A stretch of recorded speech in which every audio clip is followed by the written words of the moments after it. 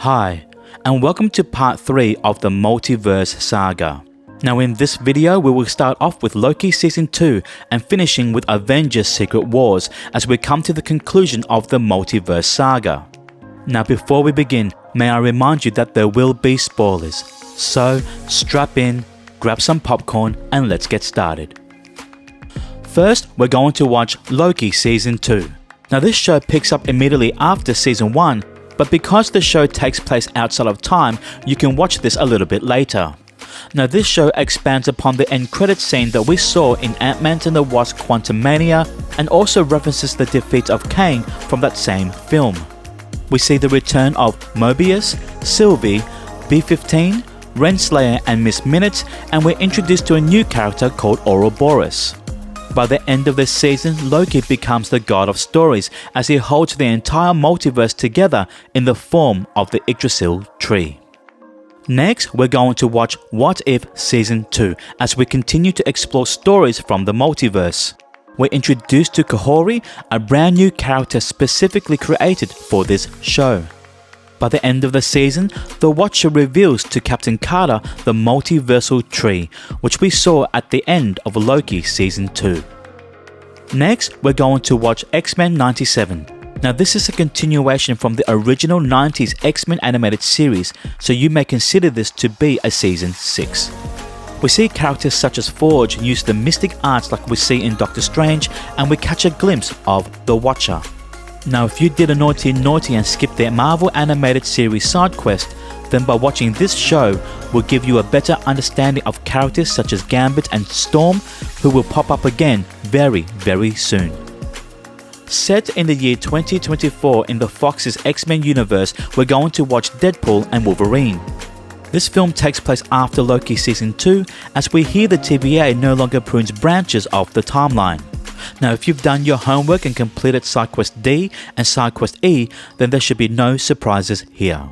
We see the return of many legacy characters such as Elektra, Blade, X-23 and the Human Torch from the Fantastic Four films. We finally get to see Channing Tatum play the character Gambit, whom you should be familiar with after watching X-Men 97. We also get a comment about the many actors who've played the Punisher, where if you've done your homework you would know that there's been 4 actors who've played that character.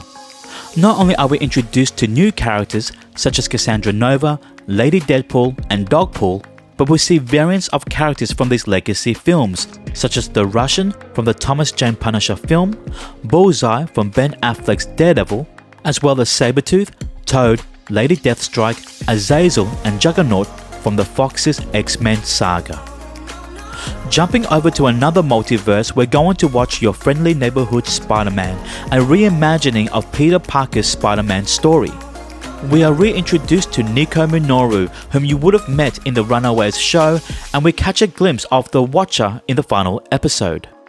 We're introduced to brand new characters such as Norman and Harry Osborn, as well as Amadeus Cho. Next, we're going to watch the third and final season of What If, as we conclude the stories of Captain Carter and the Watcher.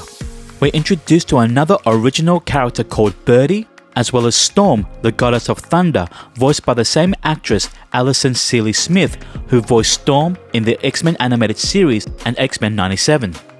And if you listen carefully, you will hear the same X-Men theme song.